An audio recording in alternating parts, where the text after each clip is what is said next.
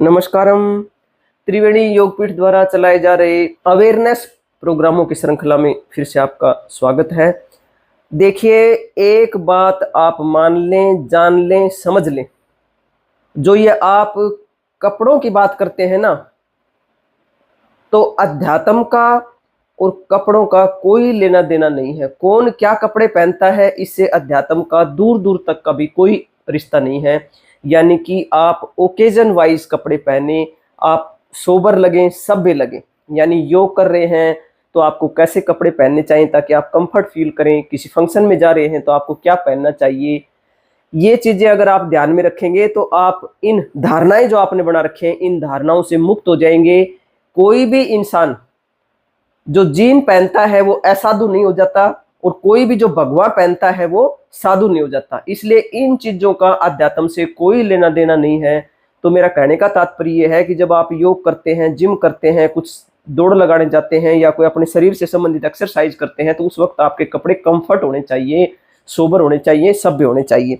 तो आज मैं एक ऐसे अभ्यास की बात करूंगी जो कि मैं बार बार हमारे द्वारा चलाए जा रहे नित्य निशुल्क स्थायी योग साधना स्थलों में बताती हूं कि सबसे पहले आप अपने आप को रिलैक्स करें, अपने एक एक अंग को रिलैक्स करें, ढीला छोड़ दें, तनाव रहित हो जाएं, तभी आपको योग का पूरा फायदा मिल पाएगा। यानी कि आप अपनी जो मसल्स है उनको बिल्कुल रिलैक्स करके आप योगी क्रियाओं का अभ्यास करें।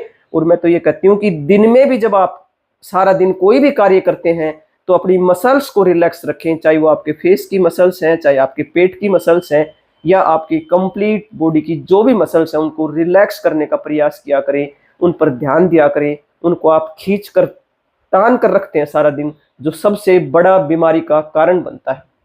और सबसे पहले आपके मन में बीमारी आती है, और जो आप किसी बीमारी से एकदम जो पीड़ित होते हैं, किसी व्याधि से ग्रसित होते हैं, तो वो आज की नहीं है, वो लंबे समय से चली आ रही है, और लंबे समय से चलते चलते फिर वो आपका दरवाजा खोलती है और फिर वो आपको दिखती है। तो आज हम कुछ ऐसे अभ्यास करेंगे, क्योंकि हर इंसान का एक मन होता है कि मैं युवा दिखूं, जवान दिखूं, मेरे चेहरे पर झुर्रियां ना रहे, मेरे चेहरे पर ग्लो रहे।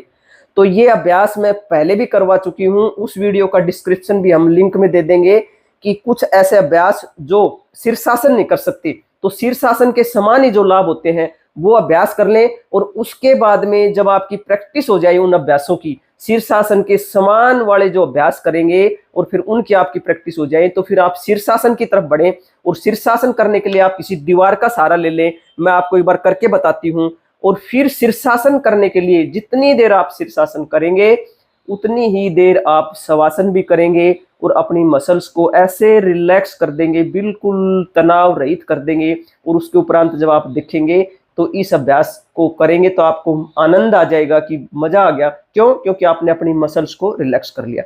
तो आइए एक बार शीर्षासन दीवार के साथ आप कैसे प्रैक्टिस कर सकते हैं, लेकिन ध्यान रहे बहुत ध्यान से करेंगे।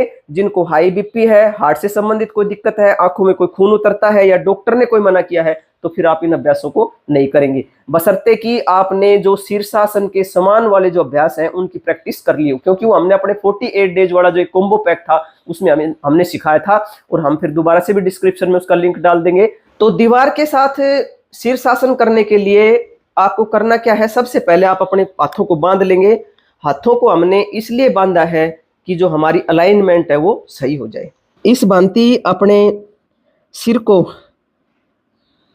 अपनी ग्रिप के साथ लगा लेंगे और धीरे धीरे ऊपर उठेंगे।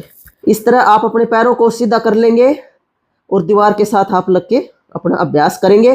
धीरे धीरे आप करेंगे, 2 दिन में, 4 दिन में, तो आप देखेंगे कि आप अपने आप शीर्षासन करने लगे। तो ये हम आपको दिखाने के लिए कर रहे थे, आराम से देखें, फिर बिल्कुल धीरे धीरे, ये देखें बिल्कुल बहुत धीरे धीरे इस लेग को लेके आएंगे ताकि आपके सिर के ऊपर झटका ना लगे। एक लेग आ गई, फिर दूसरी लेग भी आ गई, धीरे से वापस आ जाएंगे। थोड़ी सी देर हम उठेंगे नहीं, मुठियां बांध कर ऐसे बैठ जाएंगे ताकि जो सिर में चैं चैं की आवाज आ रही है वो आवाज आपकी बंद हो जाए।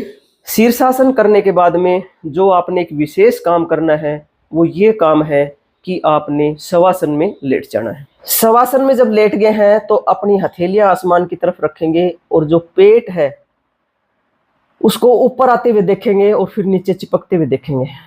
मात्र आपने अपनी मसल्स को रिलैक्स करके अपने पेट को देखना है और कुछ भी नहीं करना। नाक से श्वास भरनी है, मुंह से छोड़ देना। एक एक मसल्स को रिलैक्स होते हुए देखेंगे और फिर उस रिलैक्सेशन को फील करेंगे। इस भांति यदि आप योगी क्रियाओं का अभ्यास करते हैं मसल्स को रिलैक्स करके, तो आप परम शांति को प्राप्त होंगे, परम आनंद को प्राप्त हो जाएंगे। इस भांति पेट को पूरा फुलाए, बिल्कुल जमीन से चिपका देंगे।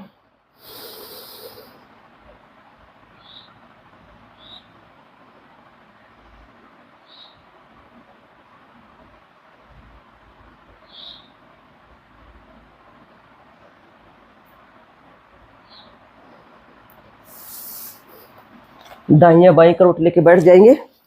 तो ये शीर्षासन जो नहीं कर पाते और जो प्रैक्टिस कर रहे हैं, वो जो शीर्षासन के समान लाभ देने वाले अभ्यास कर रहे हैं, वो अब धीरे धीरे इस तरह दीवार के साथ लगकर शीर्षासन करेंगे और शीर्षासन के बाद में शवासन करेंगे। और इस अभ्यास को आज मेरा बताने का सबसे जो अहम मुद्दा था वो ये था कि आप अपनी मसल्स को रिलैक्स करेंगे बिल्कुल कंप्लीट रूप से। जब भी योगी क्रियाओं का अभ्यास करेंगे तो अपनी मसल्स को रिलैक्स करके ही उठेंगे, एकदम कोई भी अभ्यास करके आपको भागना नहीं है। तो आज के लिए बस इतना ही। आप सभी के लिए बहुत प्रार्थना, आप सभी का आनंदमय मंगल हो, आप सभी की स्वास्थ्य मुक्ति हो, हम सभी और हमारी आने वाली संतानें स्वस्थ रह सकें, शुद्ध प्राणवायु में सांस ले सकें, इसी बात के लिए हम निरंतरता के साथ प्रयासरत हैं। और जब तक इस धरती पर रहेंगे इन पुण्य कार्यों के लिए निरंतरता से, प्रतिबद्धता से आपसे मिलते रहेंगे।